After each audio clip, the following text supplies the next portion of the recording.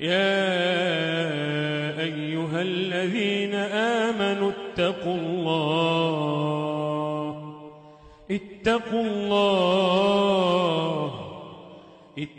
الله ولتنظر نفس ما قدمت لغد واتقوا الله إن الله خبير بما تعملون।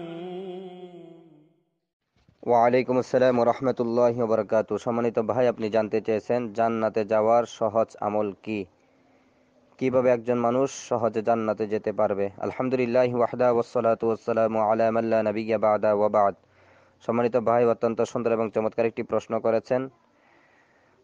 জান্নাতে যাওয়ার জন্য রাসূলুল্লাহ সাল্লাল্লাহু আলাইহি ওয়াসাল্লাম কে এক সাহাবী জিজ্ঞেস করলেন, আল্লাহ রাসূল কিছু আমলের কথা বলে দিলেন।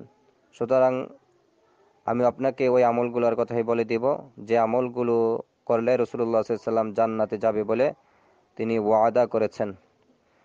আবু হুরায়রা রাদিয়াল্লাহু তাআলা বর্ণিত, তিনি বলেন রাসূলুল্লাহ সাল্লাল্লাহু আলাইহি ওয়াসাল্লামের কাছে এক গ্রাম্য ব্যক্তি, পল্লী ব্যক্তি এসে জিজ্ঞেস করলেন, হে আল্লাহ রাসূল, দুল্লানি আলা আমালিন ইদা আমিলতুহু দাখালতুল জান্নাহ। হে আল্লাহ রাসূল, আমাকে এমন কিছু আমলের কথা বলুন যে আমলগুলো করলে আমি জান্নাতে যেতে পারবো। ওফিরায়তুম ওয়াইবাউদুনি মিনান নার, এই আমলগুলোর বিনিময়ে আল্লাহ আমাকে জাহান্নাম থেকে নিষ্কৃতি দিবেন। আল্লাহ রাসূল প্রথম বললেন, আন তা'বুদুল্লাহ ওয়া লা তুশরিকু বিহি শাইআ, একমাত্র আল্লাহর ইবাদত করবে, আল্লাহ তাআলার সাথে কাউকে শিরিক করবে না।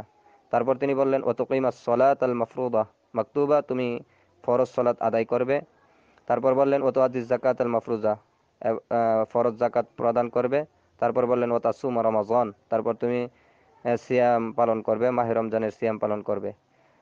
এই কাজগুলো, এই আমলগুলো রাসূলুল্লাহ সাল্লাল্লাহু আলাইহি ওয়াসাল্লাম ওই সাহাবীকে বলে দিলেন। অর্থাৎ আল্লাহর ইবাদত করবে, আল্লাহ তাআলার সাথে কাউকে শিরিক করবে না, নামাজ পড়বে, তারপর রোজা রাখবে, হজ করবে সমর্থ থাকলে।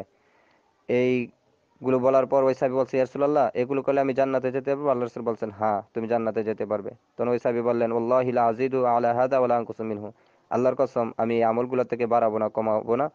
আল্লাহ রাসূল সাল্লাল্লাহু আলাইহি সাল্লাম তখন ওই সাহাবীকে বললেন, উপস্থিত সাহাবীদেরকে লক্ষ্য করে বললেন, মাইয়ানজুরু ইলা রাজুলিন মিন আহলিল জান্নাতি ফালইয়ানজুর ইলা হাযা, এই মুহূর্তে তোমাদের কেউ যদি জান্নাতি ব্যক্তি দেখে আনন্দিত হতে চায়, সে যাতে প্রশ্নকারীকে দেখে নেয়। হাদিসটি বর্ণিত হয়েছে মেশকাতের 14 নম্বর হাদিস, বুখারীর 1397 নম্বর হাদিস, সহিহ মুসলিমের 14 নম্বর হাদিস, মুসনাদ আহমদের 85 নম্বর হাদিস, এছাড়াও অন্যান্য হাদিস গ্রন্থে হাদিসটি বর্ণিত হয়েছে।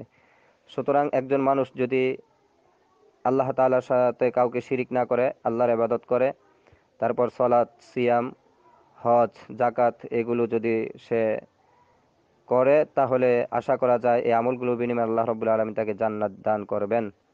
যা রাসূলুল্লাহ সাল্লাল্লাহু আলাইহি ওয়াসাল্লাম ওই সাহাবীকে জান্নাতি লোক বলে আখ্যায়িত করেছেন। আল্লাহু আ'লাম ওয়া সাল্লাল্লাহু আলা নাবিয়িনা মুহাম্মদ ওয়া আলিহি ওয়া সাহবিহি ওয়া সাল্লাম। বারাকাল্লাহু ফীকুম।